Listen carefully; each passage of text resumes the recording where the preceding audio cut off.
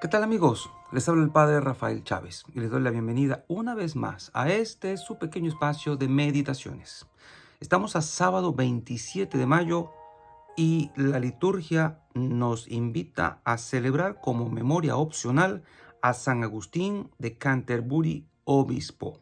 En el nombre del Padre, del Hijo y del Espíritu Santo. Amén. Dios nuestro, que por la predicación del obispo San Agustín de Canterbury llevaste la luz del Evangelio a los pueblos de Inglaterra, haz que la semilla de sus trabajos apostólicos continúe dando frutos en tu iglesia. Por nuestro Señor Jesucristo, tu Hijo, que vive y reina contigo en la unidad del Espíritu Santo, y es Dios por los siglos de los siglos. Amén. San Agustín muere en el año 604, un 26 de mayo. Monje del Monte Celio en Roma, enviado con otros 40 monjes por el Papa Gregorio I a Inglaterra, bautizó a Ethelberto, rey de Kent, ordenado obispo en el año 597, estableció las sedes de Canterbury en Londres y Rochester. En el 601, recibió el palio como primado de Inglaterra.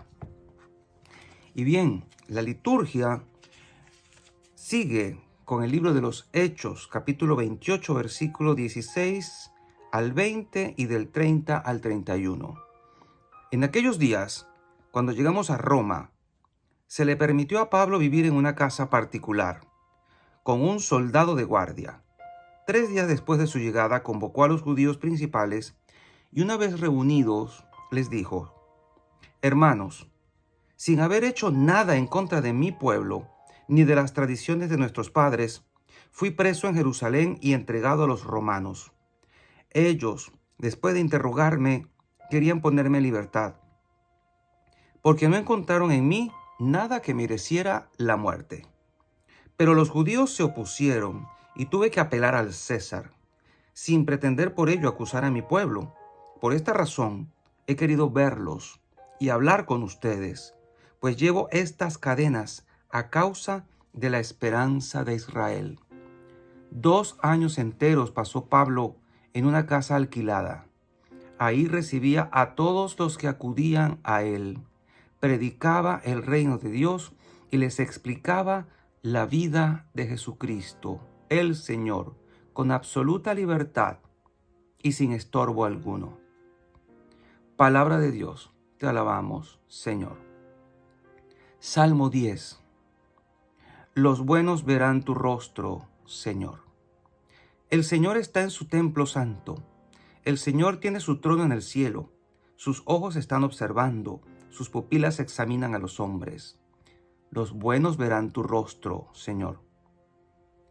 El Señor examina a los inocentes y culpables, y al que ama la violencia, Él lo detesta, porque el Señor es justo y ama la justicia. Los buenos verán su rostro.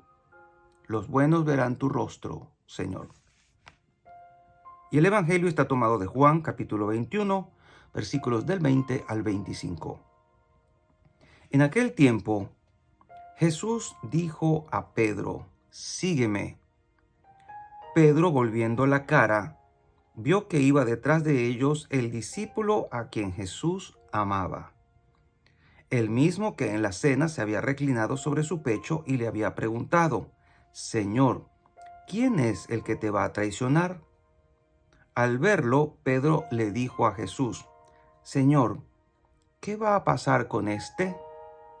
Jesús le respondió: Si yo quiero que éste permanezca vivo hasta que yo vuelva, ¿a ti qué? Tú sígueme. Por eso comenzó a correr entre los hermanos el rumor de que ese discípulo no habría de morir.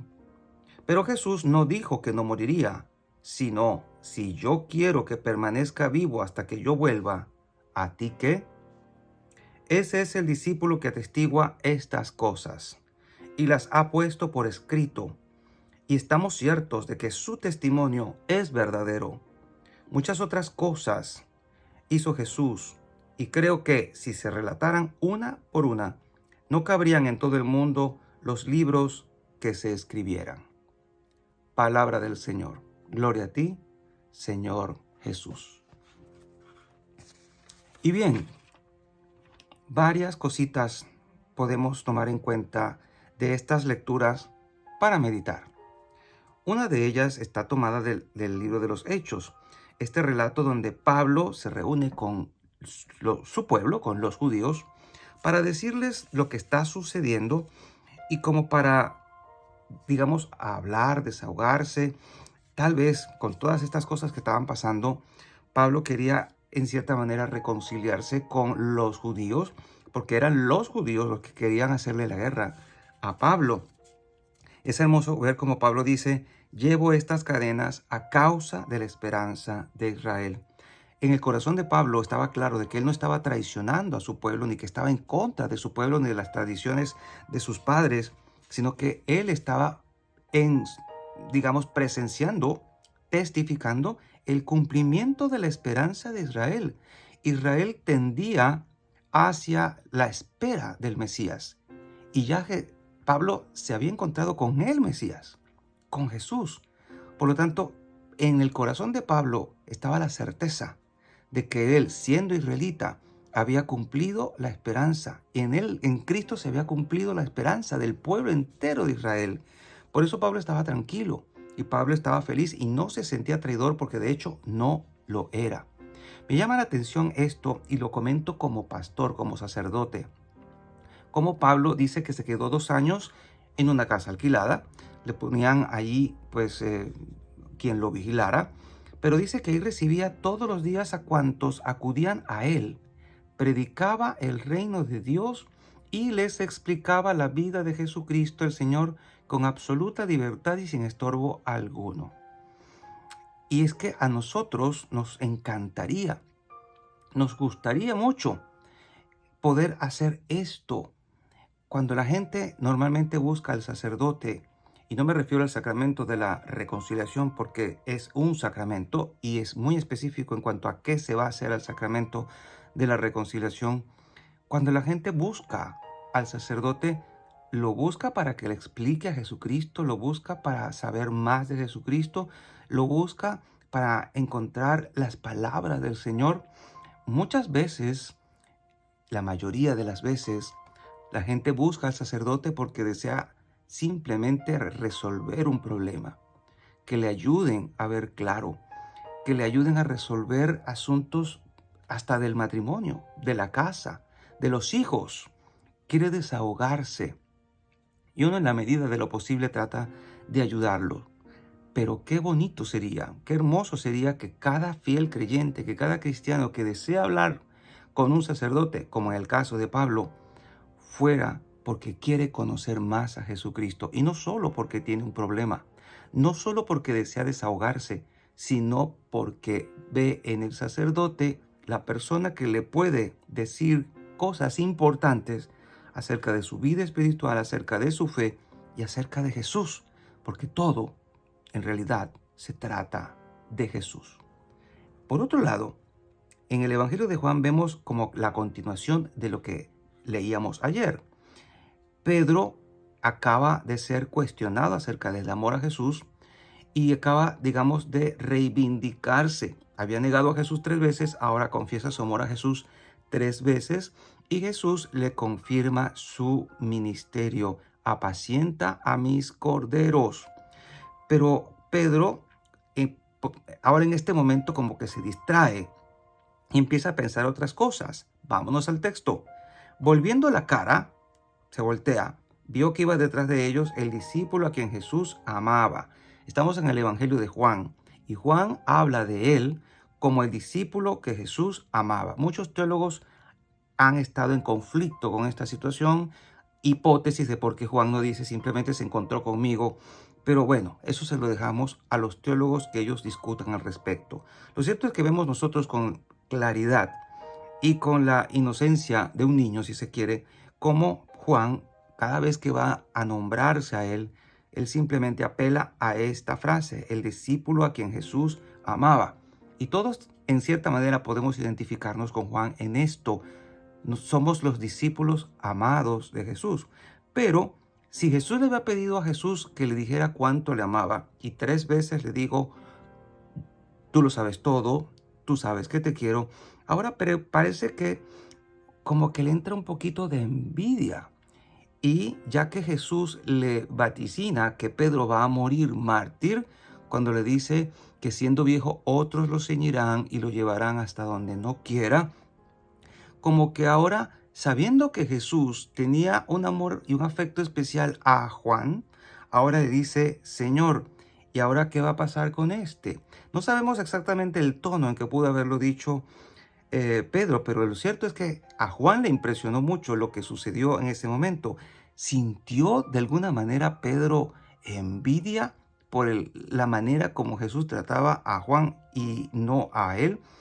Pero en todo caso, a quien le pidió una muestra de amor era a Pedro. Y el ministerio de Pedro era mucho más fuerte y comprometedor que el de Juan, si se quiere.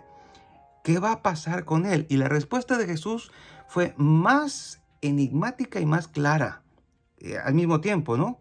Le dice simplemente, si yo quiero que éste permanezca vivo hasta que yo vuelva, ¿a ti qué? Sígueme. ¿Qué nos está diciendo Jesús? Que ni a ti ni a mí nos importa, ni nos tiene que importar lo que Dios vaya a hacer con otras personas, la vocación de otras personas, ni el llamado de otras personas. Jesús quiere que todos nos salvemos, pero cada persona se salva de distinta manera. O sea, el camino para la salvación de las personas, de los demás, siempre va a ser diferente. Todos los hombres, todas las mujeres están llamados a la salvación.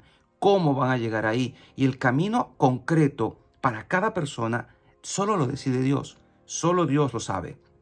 Por lo tanto, ni tú ni yo debemos distraernos en estar comparándonos. Bueno, es que esta persona es más santa porque hace tales cosas y yo porque no las estoy haciendo, o aquella persona porque no imita a fulano o a fulana. No debemos entrometernos en este asunto porque este llamado es personal y es un asunto entre Jesús y la persona. Y yo creo que Jesús le fue claro a Pedro, tú no te metas, tú no te metas. A ti solo te corresponde seguirme. Y esa es la respuesta que Jesús nos está dando a ti y a mí. No nos metamos en las decisiones de Dios sobre las demás personas, sobre el camino, sobre su vocación que cada uno está llevando. Nosotros sigamos a Jesús lo mejor que podamos, con corazón indiviso, totalmente entregados a la causa del Evangelio como debe ser. Y esta respuesta de Jesús fue también bastante clara para ti y para mí como la fue para Pedro. Les repito, Juan tuvo que haberse sentido bastante impresionado por la manera como Jesús trató el asunto. Y se trata de eso, de no ser envidiosos, de no ser entrometidos, de no distraernos con la vida de los demás, la vida ajena, ni estar metiéndonos en la vida ajena. En cuanto a estos asuntos, cada persona va a tener un llamado diferente, particular, único e irrepetible. Es hermoso como Juan describe aquí lo que sucedió. Este es el discípulo, hablando de él, que atestigua estas cosas y la ha puesto por escrito y estamos ciertos que su testimonio es verdadero. También Juan nos ha dejado una nota bien interesante. En la Biblia no está todo lo que el Señor hizo y dijo. En la Biblia no está todo y por eso es importante darnos cuenta de lo que es la tradición viva de la iglesia, la vida de la primera comunidad. Lo que llaman esa tradición es lo que está contenido en el catecismo de la Iglesia Católica y en la vida misma de la Iglesia Católica. Tradición. Si no estamos metidos en la iglesia, nunca vamos a descubrir del todo de qué se trata esta tradición que contiene todas estas cosas que Jesús hizo y dijo, pero que no están contenidas en las Sagradas Escrituras, porque no habría lugar para tantos libros en la tierra. Y la bendición de Dios Todopoderoso, Padre, Hijo y Espíritu Santo, descienda sobre cada uno de ustedes y les acompañe siempre. Y seguiremos en contacto, si Dios lo permite, a través de este canal. Chao, chao.